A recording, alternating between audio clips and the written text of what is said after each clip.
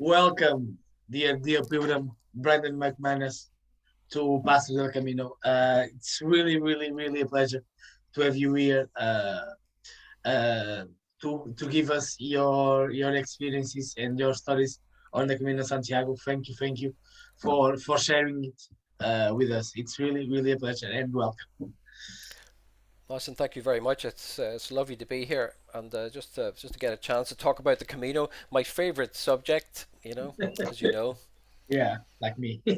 Yeah. So, Brendan, let's start from the beginning. So let's find out how did you find out about the Camino? How the Camino has arrived in your life? Please tell us. Sure. So, I used to be a leader of pilgrimage walks in Ireland, and I've taken groups, maybe 20, 30, 40 times around. We have special pilgrim places in Ireland, and I had heard about the Camino, and I thought maybe I'll do that one day.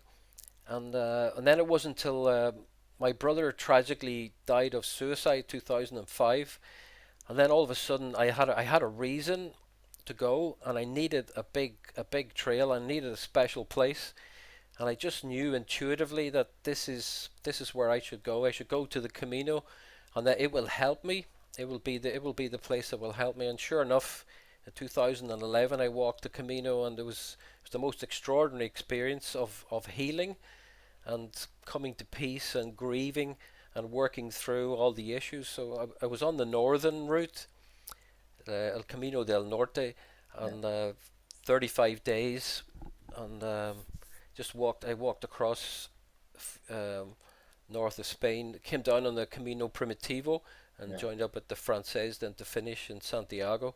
So that's the basic story about how I came across it. That's really lovely. And what a first Camino. That's amazing. Do you know? So when you arrived to your first day, uh, what were your feelings? So what was like your first big impact when on the Camino, and if somewhere along the way you just felt okay, this is where I need to be right now. Mm. Sure, I'd say in the beginning it was probably I was probably expecting something huge. I was expecting this great massive walk, and I was amazed that it was such a humble thing. It was just a little path in the beginning. So I started in Irun on the coast with on the border with France and Spain Yeah, on the international bridge. So I got off the train, I walked up to the bridge and I walked across into Spain, and that was the beginning. And it was all really low key. There was nobody else around. It was just me and the nature and being outside. So that was the thing that the start was very humble. And then I remember the thing I always remember is the first uh, hospitalero, yeah, the hostel I yeah. stayed in. The first guy I met was extraordinary. He was really charismatic and friendly and warm, and he made a huge impact on me. And he took me aside that night, and he said, because I was a bit green in the sense of it was my first Yeah. time doing the Camino, even though I'd done a lot of walking, so just getting used to it and knowing what it was about. So he said to me, "There's one really important thing, and you need to know. There's this great like secret." And he was building it up, and I was thinking, "What is he going to tell me? Is it something to do with security or, threats, or is it what's this huge thing?" And he said, just really simply, he said, "Follow the yellow arrows." He said, always follow the yellow arrows, Yeah. and that will bring you to Santiago. I mean, and it was great advice. I mean, it was fundamental Camino advice. But I always remember that, just that the drama by which he introduced me to it, and how serious he was, and yet how friendly and how warm and how open, and how useful that was to me. I mean, it was like a real setting of the my compass, and letting me know what it was about, and bringing me into this kind of fraternity about the Camino. Yeah. Do you know? That's lovely. So I have. It was not the first, but the second one. My first Camino was kind of strange. Let's put it like that. I started in my hometown here in Portugal, in Braga, and it was my bicycle. It was I went and back also by bike. Um, I've kind of known by that time when I decided to, to bicycle or to go to the Camino. I've kind of know what it was, but I didn't know, you know. Um, so I started, and the first night was so bad. I just spent like 1 hour and I just slept really bad and I have such a hard time the first night. But then there's something like that, the Camino Angels, how I like to call them. Yeah, When I arrived to the second also, the second albergue, I I was there was just like four pilgrims there that day. It was me, a Canadian guy, and two Germans. But these two Germans, they were doing the way back also. They started in Porto, they went to Santiago, and now they are walking back to Porto. And this and the lady that was on the altar, she was so good for me. And for example, one of the best things that anyone have done it for me on the Camino, she offered me a sleeping bag because I didn't have one, and she offered me. Some people have left it there 4 years ago, and she offered me the sleeping bag. And after that time, I could sleep really well. So these are the stories that makes us yeah, so passionate about it and so involved with the community, right? that's Um, right. so do you, so in your opinion, uh, for people who didn't or who don't know what is the Camino or why so many people like us really love the Camino and want to come back once and and one more and one more. Um, so what? So for in your opinion, what what uh, what are the things that this pilgrimage have that makes us so special for us to the point that we want to come back always. Yeah, that's a good question. I think it's a very special experience. I think it's really difficult to communicate to people. It's something about being in Spain is a huge thing. Walking an ancient route. I mean, this route goes back to the 8th century, and it has seen thousands of people over the years, hundreds of thousands. So this sense of walking in the footsteps of previous pilgrims is a huge thing. I think the symbols and the signs along the way, like the churches, the crosses, there's all sorts of different Camino kind of monuments you see, and those things remind us about what it is. This pilgrimage connects us into the history. I think the other key thing is the being in nature is a huge thing. Most of us are so kind of caught up in technology and Yeah, urban lifestyle and jobs, and we're disconnected from the world and from ourselves. So this thing about being in nature for 80% of the day is a huge thing, just to walk. And of course the walking is the other key thing, to just to walk in your body, to be in your body for a whole day, and to be living in the present moment, and not to be worried about the past, although the past sometimes comes in, or not to be worried about the future. I think it takes a while to get into that space. There's this kind of Camino magic that happens, and like you say, I think in the beginning can often be difficult because there's so much discomfort you have to share with other people. It's kind of sweaty, it's tough going, I'm dehydrated, I'm hungry. But once you get through that, I always say the first 3 or 4 days can be challenging, can be difficult. And then all of a sudden you come out into this space, this place of peace, of tranquility, of harmony, of meeting other people. That's the other key thing, meeting some fantastic people who are on a similar journey, and really good people looking to do something with their lives, trying to make sense of it, not judging you. yeah, The other big thing, I think, the solidarity between people. Everybody has a story and everybody has a reason for doing it, and it could be widely different reasons. And obviously, then, I'm a Jesuit priest myself, And I think the whole spiritual dimension of it is enormous, and I think very few people are not touched by it in some way. So however you define the divine or the transcendent or God or whatever that is for people, it can be a whole lot of different things, but something happens on the Camino, some magic happens, and people get touched in their hearts, people's lives get transformed, people's values get changed. So maybe if I was very materialistic and worried about my job, all of a sudden I come back and I'm all to do with people, about spending my life in a meaningful way, trying to connect with others, with my family, with myself. All these really concrete human things that are, and that they have a spiritual dimension to them as well. But Yeah, the Camino, it all happens so automatically and so easily, and you just fall into it. You fall out of your previous life, whatever you've been doing, you fall into this new world. So the world of walking, pilgrims, hostels, tremendous connection with other people, and time for yourself. I would say probably the other key thing about a Camino is you have a lot of time to yourself. Normally, you walk alone, even though you might meet people at different points, but you walk alone. You have time to think about your life, think about what's going on, and that process of reflection or just processing your experience. Like for me, I was processing the grief of my brother, and the Camino really helped me to do that really well. And I had this extraordinary experience, right at the end when I went out to Finisterre, and I was burning. I had burned my brother's T-shirt. I'd carried it all the way in my backpack, the last memory of my brother that I had, and then I burnt it at the end. And that was a powerful moment. That was the moment for me. I just broke down. I was really, really emotional, and I had this real catharsis, this healing moment.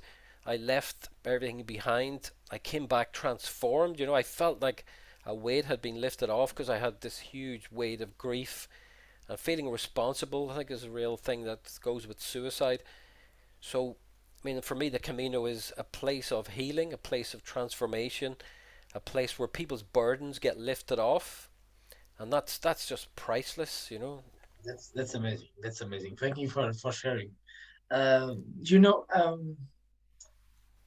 One of the things that makes the Camino so special are are the places where we walk by. And for me, as a Portuguese, I had such a nice and beautiful surprise when I found um, on the middle of nowhere, on the Primitivo Camino, literally on the middle of nowhere, when I found a little chapel dedicated to Our Lady of Fatima. And for me, that was something unbelievable. I didn't think that, oh, okay, I know that in Spain there also some devotion to Our Lady of Fatima, but it was like in the middle of nowhere, and that was a big, big surprise for me. And that small chapel, it's one of my favorite places to be um, on on the Camino. And not to tell you the St. James Cathedral, or there's a place not so well known on the Portuguese Camino in Padrón. Um, I've been there. and in Padrón, there's a place called, in Spanish, Santiago del Monte. There is a little, little, little church and a monument dedicated to St. James, where the legend says that Saint James has been there in that place, praying the gospel of Jesus, and that place is so, but so special for me. You have no idea how. Uh, the Camino changed my life. Yeah, I owe everything to the Camino. I am what I am today because the moment when I decide to go to the Camino. And I owe everything to the Camino and I owe everything to St. James. So I am really, really devoted to Saint James. And in 2017, on that, uh, on that, on that Camino, on the Portuguese Camino, on that place, I made a promise. I made a Yeah. promise to Saint James um, to do whatever I want for these pilgrims and to walk at least one time a year if I am able. If I am able, and if I can, to walk at least one time a year. And there is a big thing for me because although I have this promise, the Camino and Saint James are giving me so much, uh, and not just on the previous Caminos, but on the new ones. I just thought 1 month ago I finished uh one part of the Camino Portuguese. The last I walked from Tui to Santiago, and I spent New Year's Eve on Santiago, and it was really, really, really harsh to walk by this time of the year. But this Camino, it was just 5 days walk, but had given me so much. Had given me so many beautiful moments that we just have to keep going and just keep walking. Yeah. And this just to tell you about these three places: the little chapel on the Camino Primitivo, the Cathedral of the Saint James, and this place particularly called Santiago del Monte Padron. There are places that are really, really special for me. So for you, what are the places that really stick out to you and are special for you? Yeah. I mean, I remember being in the cathedral in Oviedo. That was really special. There's a very old church in Yeah, Oviedo. I think goes back to like 14th century. That was a special place. Obviously, the cathedral in Santiago is amazing, and many places. But one of my big points is that the Camino is an experience, and places are important, but in some ways you can have the same experience in other places, in different places, with the same kind of conditions. Like, for example, here in Ireland, we have St. Patrick, yeah, and we have the St. Patrick's Mountain is in the west of Ireland. It's called Croagh Patrick, and we have a pilgrimage there, a walking pilgrimage. So you can actually have the same Camino experience in Ireland because it's not about Spain as such. It's about walking in the footsteps of a saint, walking in a Camino route, being a pilgrim, letting go of expectations, letting go of control, especially, and trying to tune into like I was saying earlier about the divine or the spiritual or to be open to something happening. Because I think the gospel, like you mentioned earlier, is the gospel is Christ is alive within us. As a Christian, that's what I believe. And sometimes you just have to stop doing other things and you have to be quiet.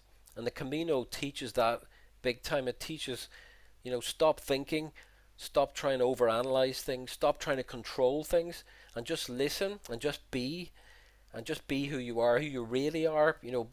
Be human, be humble, be generous, be kind, be compassionate, and that's an extraordinary experience.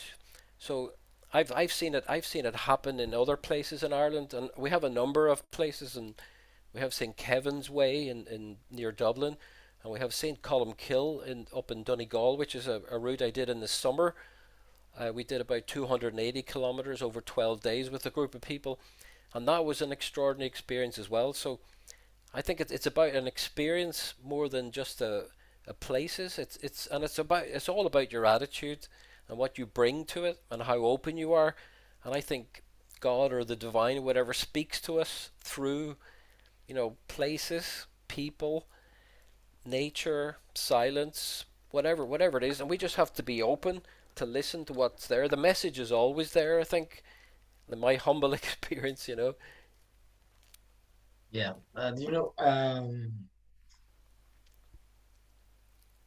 Those moments shared with other pilgrims are are those that stick us with the most. And I had such a lovely time two 3 years ago walking the Primitivo when when in those hard times that God puts you through probation and you just felt that you are uh, that you didn't feel well. So how can I put this to you? So I was in a bad shape. On the first 3 4 days of that Camino, I had some troubles mentally. Basically, I had a problem with the other pilgrim. Not my fault, but his fault. But I was the one that was suffering, and I was suffering a lot. And sometime uh, the idea of not finish the Camino had passed me by my head. Uh, but then God has this, God and St. James, and they have their things, and they put me an angel on my Camino Mm. that made me see uh, what I needed to see, Yeah. and what I needed to do to not suffer and enjoy the Camino because I was not enjoying at all. Then I had the pleasure keep walking with this person and two more amazing pilgrims, and we had such a lovely time just walking. And for me, one of I this is the first time that I will tell you this. One of there are two moments of that Camino with these people that are really special for me. One of them, uh, it was when on the stage, on the stage, on the stage between Asturias and Galicia. Yeah. Um, we had, there was so much wind, and for me, I don't know why, but suddenly we just started to sing all the four of us the all to joy, um, and singing that was really amazing. And the other one when they were Spanish. I am Portuguese and they were Spanish, and the girl was she's Catholic but not practicant. Me and there's another guy. Uh, we were we I am and the other guy Catholic and practicant. When they teach me how to say the Lord's Prayer in Spanish. And that for me was kind of a big deal. It Mm. was beautiful. Was beautiful. Of course, I know in Portuguese, but in Spanish, I didn't know. Now I know. Sure. Yeah. That was really amazing. No, but this just to make the point. And these pilgrims, these people that we share the Camino are really special. What are the pilgrims or the hospitaleros like the first one that Mm. marked you or stick out to you the most?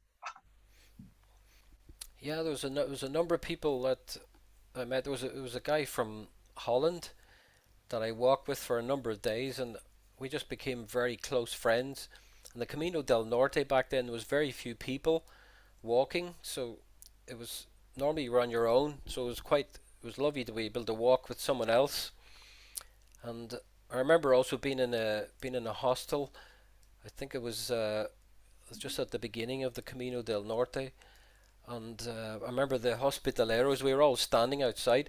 I mean, I speak Spanish because I was in Colombia for part of my training, so it was really useful to, to be able to talk to the locals. And I remember we had a huge conversation, and it was about one of the hospitaleras was struggling with depression. We had this huge conversation about depression, and it was very important for me because I was dealing with my brother and suicide, and I had been dealing with exactly that issue about depression. And at one stage, she turned to me and said, "She says, what about you? Like, what do you think about depression or what I should do?"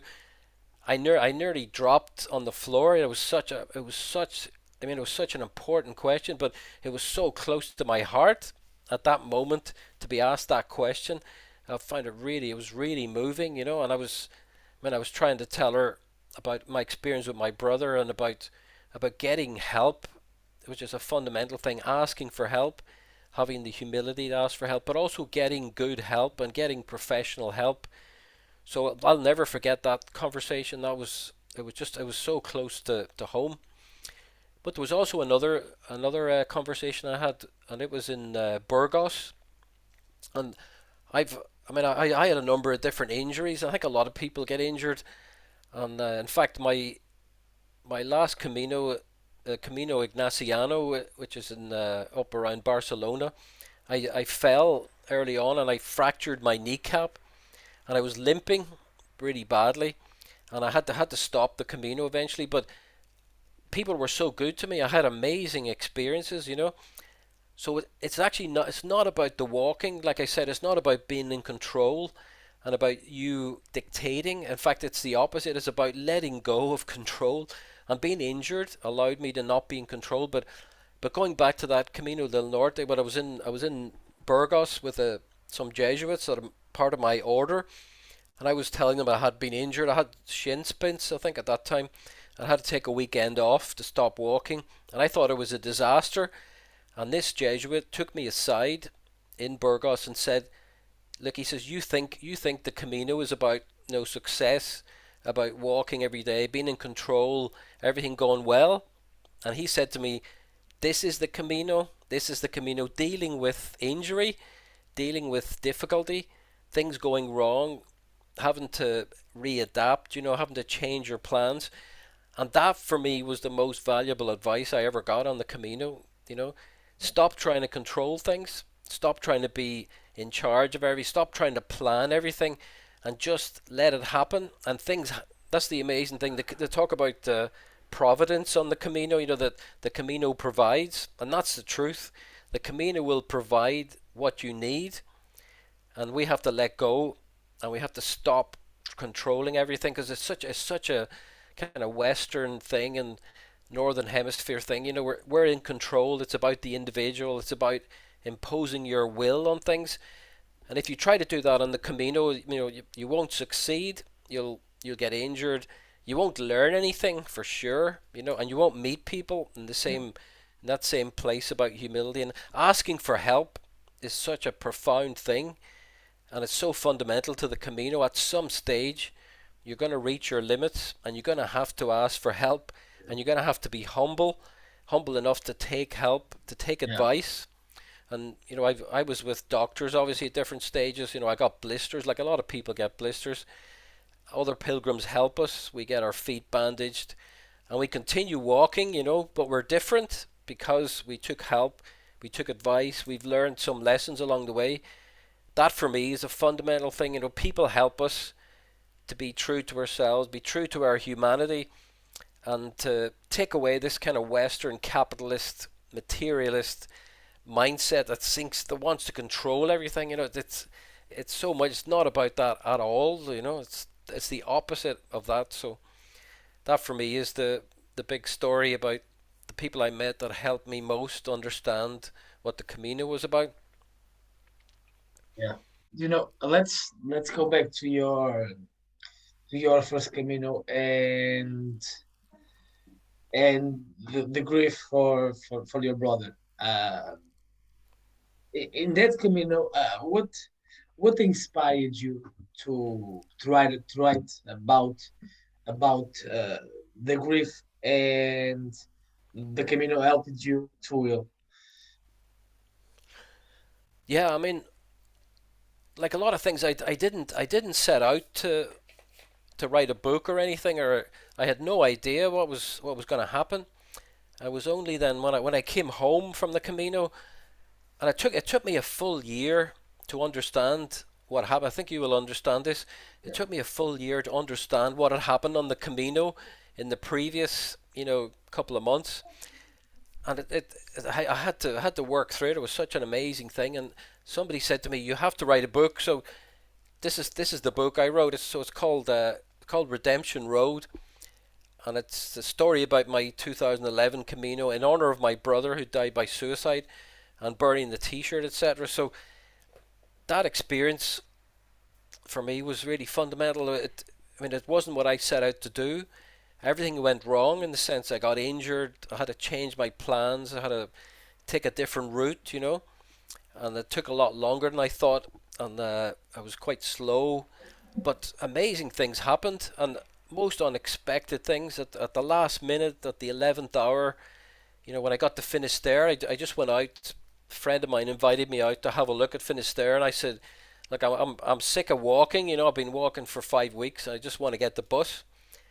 So when I was out in Finisterre, I saw the other pilgrims burning their shirts and pilgrim gear, and that touched something in me and said, "There's something that you have carried that you have to let go of." I was burning my brother's T-shirt, but more than that, it was letting go of the grief, letting go of the burden that I had carried for so long.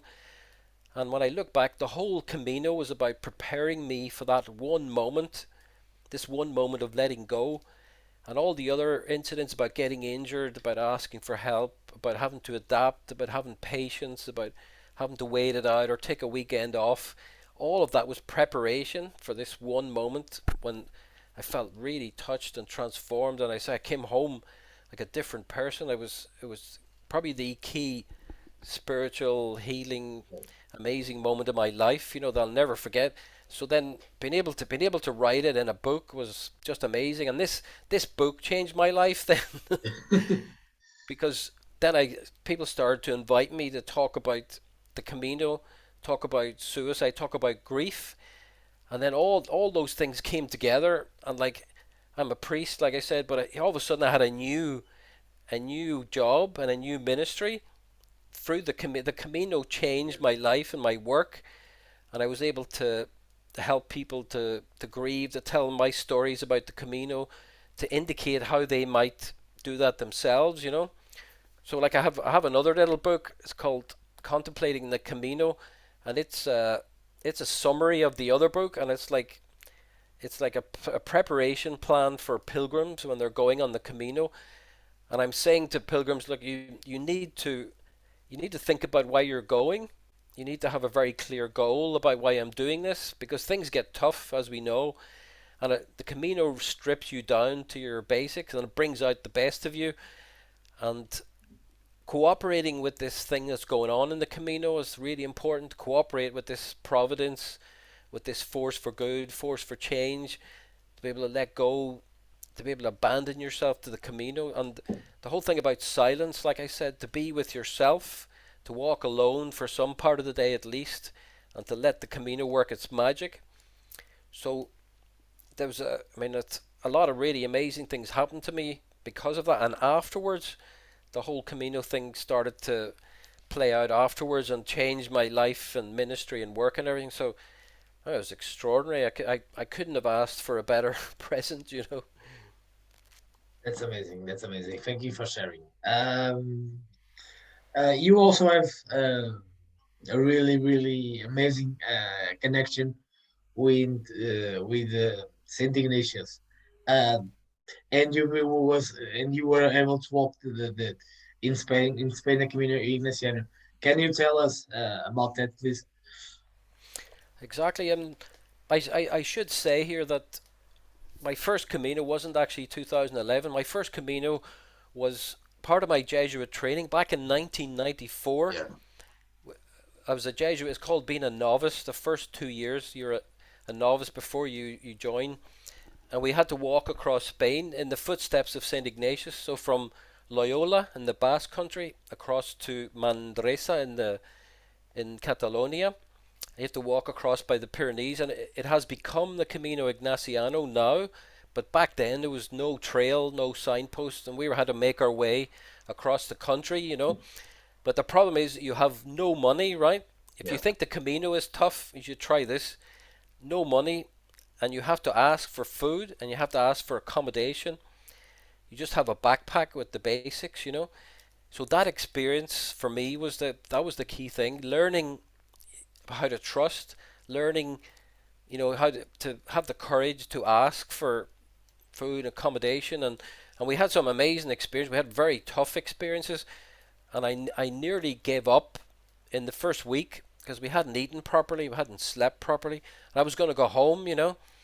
And my friend said to me, he says, you haven't prayed with this, or you haven't meditated on this, or you haven't asked for help, right? That's the key thing. And he said, go away and pray with that and ask St. Ignatius to help you, you know.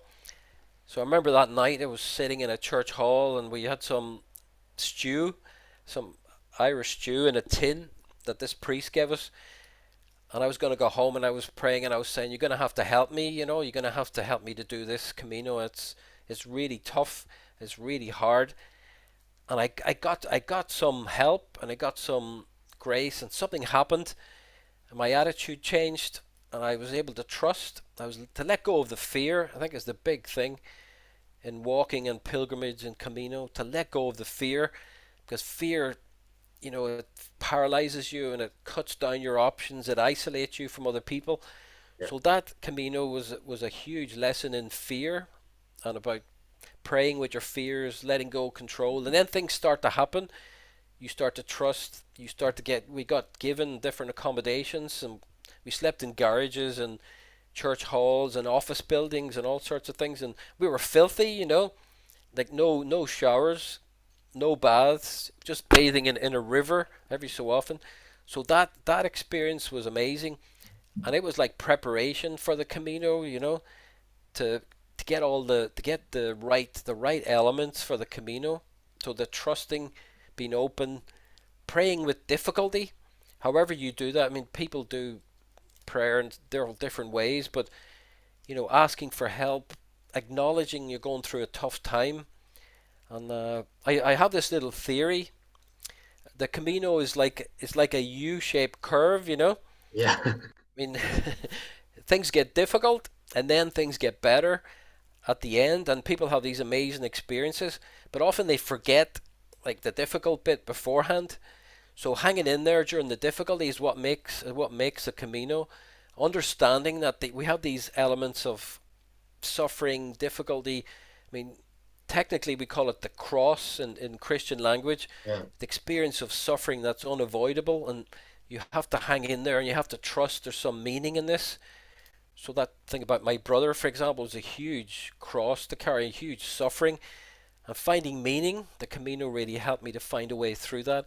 But I think it's true for everybody at some level. You starts off brilliant, things get difficult, and it's testing. It really pushes you to the limit, and then you come out at the end. Often in Santiago, people are ecstatic, and you can see people jumping and shouting and cheering, and it's because they have been through a process, often a process of purification, process of illumination, a process of letting go, a process of sorting people out and testing people. So this is my little private theory, you know. I presented Sure. it at a conference recently, as based on the work of Saint Ignatius, based on the spiritual exercises of Saint Ignatius, who says that we have to face ourselves first of all, and then that's where we meet God in the reality of who we are and our humbleness, and then we break through to another place, which is where peace is, and that's where the happiness comes, and that's what people want in this life, you know. That's what the Camino provides. But you have to go through the process. There's no shortcut. You can't just go straight to Santiago and expect to feel great. You Yeah. have to walk there, and you have to go through the process. You know, the hostels, the people, the hunger, the thirst, difficult moments, wanting to give up. You know, all of those things. Yeah. No, just a small coincidence here. Look where I am reading right now. This is what Okay. this is what I'm reading right now at the moment. Yeah, Now, it was a friend of mine that are I really recognize involved that. in church in Santiago, and when I was there New Year's Eve, he offered me, and that's lovely, amazing, beautiful. What I was saying, no, I'm lost. um, anyway, when you are on mm, when you are on the Camino, what are well, like you said, there are so many, but what are the feelings that one can experience it, while walking, in your opinion? The feelings and experiences. Is that what you Yeah, said? yeah, Yeah, that's right. I think first of all, the Camino is all about it's all about feelings. You know, you have these amazing feelings about yourself, nature, where you are, your friends, your life. I met one man who told me that he cried every day, but not in a sad sense, but in a sense of being moved, being happy, giving thanks for his life, etc. And that sums up the Camino for me.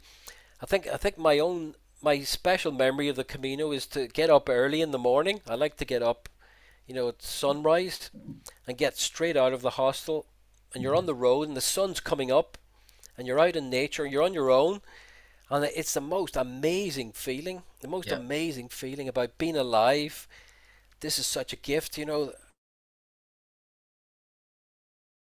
I'm on my own, but I feel great. It feels amazing, and you have nothing, and you haven't eaten anything. You're waiting to get to a cafe to get some breakfast, and that for me is the essence of the Camino. This amazing sense of being in touch with yourself, being in touch with nature, and and then all the experiences on the Camino are significant in some sense. You know, Often people's lives, people say that their lives have no meaning or there's no purpose, but on the Camino you have a purpose. I mean, you have a direction, but also the Camino will throw up these things for you that you're meant to live. That the Camino challenges you to be yourself, to be real, to be honest, and it will uncover these things about yourself. Like for me, I said about grief, the Camino will throw you into that grief. The Camino will bring up memories of my brother, for example. The Camino will give you the greatest pain and the greatest joy, but you live it all, and you live all the feelings in all their intensity, in all their beauty, in all their tragedy, in all the most amazing intensity of it all. So that for me is the Camino. This getting back in touch with who I am, my humanity, feelings, experiences, but it has a purpose. It's not just random. The Camino. I love this phrase. The Camino teaches you. The Camino will teach you things if you're open to listen, and things that we need to know, and things that we're able to hear. The Camino will teach you in the way that's most appropriate for you. Our job is to be open to when that happens, because it doesn't happen the way you expect it's going to happen. It happens unexpectedly. It happens at moments from you. You might be low, you might be tired and irritable. You haven't slept well, and all of a sudden something will happen. And there's one thing that Saint Ignatius teaches us, which is to look back on your experience. So at the end of the day, to look back over the day you have lived. It's like looking back on your journey. You've walked 30 kilometers, to look back from where you are, and you can see much more clearly the experiences and the people and the emotions you've had during the day, and you realize the significance of things. So just a simple process of reflection will help you to see more clearly what is important for you and what has meaning and purpose, and what your life is about. yeah. So just that, I think. You know, for me, just two small uh, stories about you told you. Well, 2 years ago, in the when the pandemic started, I was not sure if that year I could walk. Um, Although, unfortunately, I was able to walk in August, and I walked the winter Camino. So the winter Camino, it's growing right now, but at the moment was not so well known. and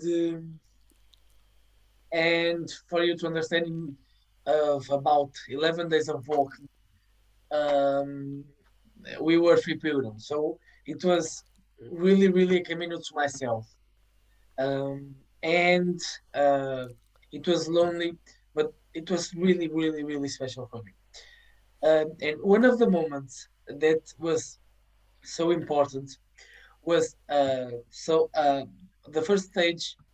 I was I finished the stage in a local World Heritage Site um, in Castilla y León called Las Medlos. It's old Roman site with gold gold mountains. It's really, really beautiful. And I stayed the night over there. And in the morning I start walk early around 6:30. And you have you when you start there you have to climb like for 2 or 3 kilometers. Then you have like a downhill about 10 kilometers. But in the point when you finish the climb and start to the downhill, you have some kind of deviation to a sightseeing local, and you have to walk it like around 600 meters to get there. I wasn't sure if I was to do that, but in the end, I took the deviation, and because of that, I had seen the most beautiful sun rising that I ever saw on the Camino. It was really, really, really beautiful, and I just have that moment stuck in my head because it's amazing. And the other one was also on the same Camino, on the fourth stage. I'm not sure, but for you to understand, it was a really so. There's no much services on this Camino. You had to carry a lot of water, a lot of food, and one of the other stages, I lost my bottle of water, and I was like without the water in August for like 10 kilometers. At the end of the stage, and without getting air or seeing anyone that could help me. So in that stage, I was suffering, suffering, suffering a lot. I was being attacked by bugs. I don't know. Um, I was It was really, really harsh time. But then, like 3 or 4 kilometers before reach out to the end of the stage, uh, I passed by this small place. It was like 10 houses. There's a one cross. There's one church, and like 3 in the afternoon, there was 43 degrees of it that day temperature, and suddenly from nowhere, I just saw like this old woman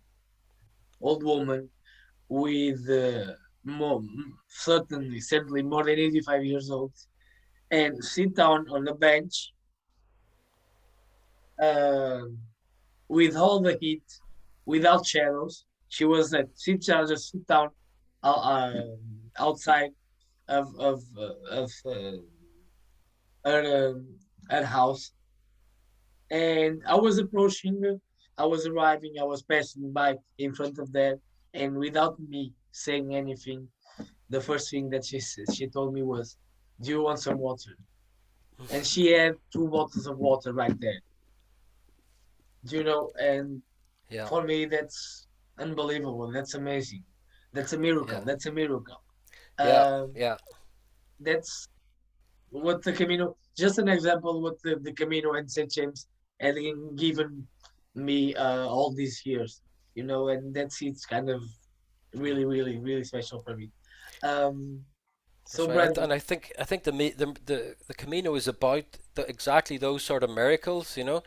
That you get exactly what you need at the time you need it, and that is amazing. I have a similar story about that in 2011 I was on the Camino Frances, and I was when my brother, in the memory of my brother, and I was walking into Santiago, And I had met this Spanish family, or sorry, they were a Mexican family who spoke Spanish. I'd met them a couple of times before, and they were really friendly and very supportive. But I thought, I set out to walk alone, and I can't be me. I can't be bringing other people with me. So I kept trying to get away from them. And every time I would meet them, I'd meet them in the church, or I'd meet them out for a meal, or they were sitting in a forest one morning I was walking by. So I kept meeting them all the time. And on my last day walking into Santiago, I suddenly realized I can't finish on my own. I can't walk into Santiago alone. I have to look for this family because they're so important to my story, and I've been ignoring them, but in fact they're fundamental. So I stopped for one day, my last day. Imagine outside Santiago, I waited for them. I waited till they caught up. I met them, and then we walked into Santiago together. And I was so exhausted, and I'd lost so much weight. They carried me, psychologically. They carried me, and they were a young family, and they were very, you know very friendly and happy, and their energy, enthusiasm carried me, and that was a miracle. That was a miracle. I suddenly realized these are the people, and this is what the Camino is about. It's not about my personal success. It's about me being part of this bigger project and realizing we're all in this together, and that for me was a beautiful moment, just realizing, it's not about individualism, not about me alone. It's about us together, and everybody wins. That's the amazing thing on the Camino. It's everybody wins if we collaborate, if we are honest, if we talk to each other, if we help each other, and everybody has something to offer. Everybody deserves respect and some honor, So that was amazing. That was Thank outstanding. you. Um, uh, Brendan, we are almost finishing here, but first, uh, two questions, and then I will ask you for a little favor. Uh, First, if you could have like a sentence or a word to describe your Camino, what will be? Yeah, I think it's definitely about healing Yeah, yeah, and transformation and new life, and coming home transformed. I think that for me is the essence of the Camino, and that big thing about letting go of control is the other side of that. Abandoning yourself, trusting, and good things will happen if you let go of control. So I think that would be for me the big important things. yeah, amazing. Now, did you ever thought about the legacy that you pretend to leave among the Camino community? So just say that again, Kira. I just missed the question. Sorry. Now, what legacy would you like to leave amongst the Camino community? That's a lovely question. Yeah, I think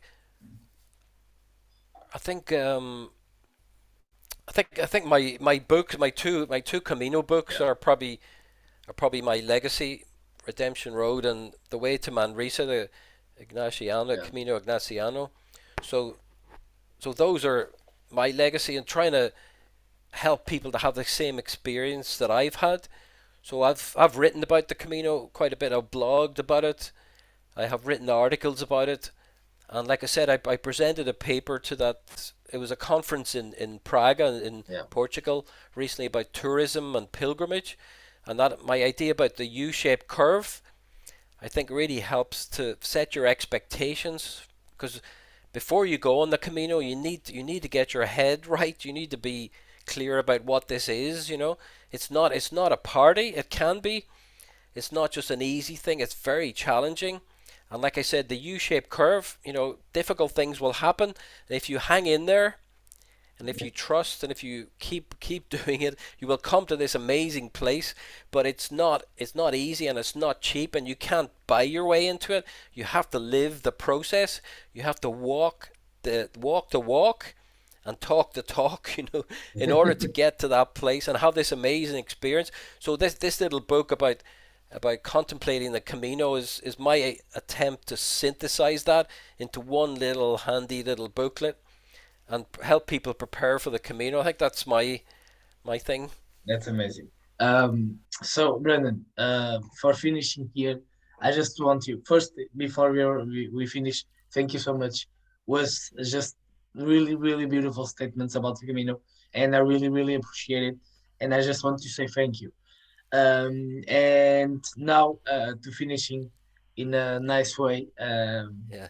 Please, I just wanted to ask you to leave us to the pilgrims, to the people that will watch this video, a message about keep going and walking on the Camino, from pilgrims to pilgrims, please. Yeah. Yeah. So my message is always just get up and do it, and get on the road and get on the trail. And it can be anywhere. It doesn't have to be in Spain, like I was Yeah, saying. It can be in your own country. So find a route and find other pilgrims and live a simple life. Simple life is just a rucksack, hostels, and just the basic food and accommodation. And the process will bring you to this place that is a beautiful place that I wish everybody could have this experience. So there is some letting go, and there is some penitential aspect. There's some difficult aspects to the Camino, but it's so worth it if you can get beyond. You don't have to have a big comfort. I mean, some people do it in different ways, and people have to take different shortcuts, if you like. But just do it. Get on the Camino. Trust in the process, and you will come out to this beautiful place. And I would wish everybody would have this experience. And it's a blessed experience. It transforms your life, and you will never regret it. that's amazing. Thank you so much to Oh, finish thank like you so this, much. I really appreciate the chance. and it was really really a pleasure. And now I hope really to see you someday on the Camino. Thank you so much. Muchas gracias. Muy amable.